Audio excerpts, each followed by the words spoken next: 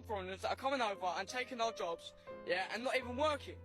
And they're working. They take our jobs if they're not working. Because they do it. I think the reason why that clip is so funny is because the two people speaking are experiencing language differently. For that woman, language is a system of symbols and sounds that points toward things in the real world. This is a thing that is in the real world. Now, in your language, you might have a word for this thing, but if you spoke a language that didn't have a word for it, it still would exist. And sure, there are some things that we have a word for but don't physically have a form. Heat, or time, or the economy.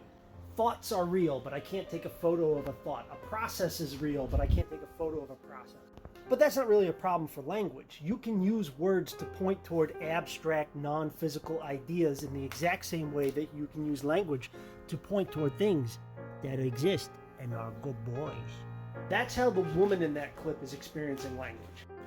The dude in that clip is not experiencing language in the same way. For him, language is just sounds. It doesn't point toward things in the real world. A light switch can be on, or it could be off, or it could be halfway in between the two, or it could be on sometimes and off other times, but a light switch cannot be on and off at the same time. In the exact same way, a human being cannot take a job and also not have a job at the same time.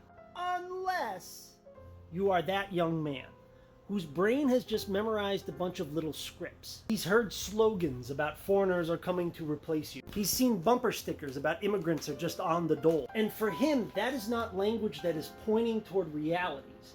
For him, that is just language that expresses the way he feels. That young man has been trained to be ignorant and hateful and racist, but he doesn't realize he's been trained.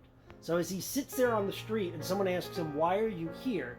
instead of him having the metacognition to say, "I'm here because I have been brainwashed into being a racist prick," he tries to justify it by using language to point toward realities, because that's the way you're supposed to use language.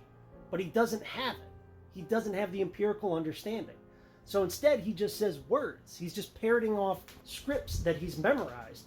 Be it Tommy Robinson or Ben Shapiro, be it Nigel Farage or J.D. Vance, these people aren't talking about reality when they talk about reality. They're talking about their perception of reality, and they can't tell the difference between the two.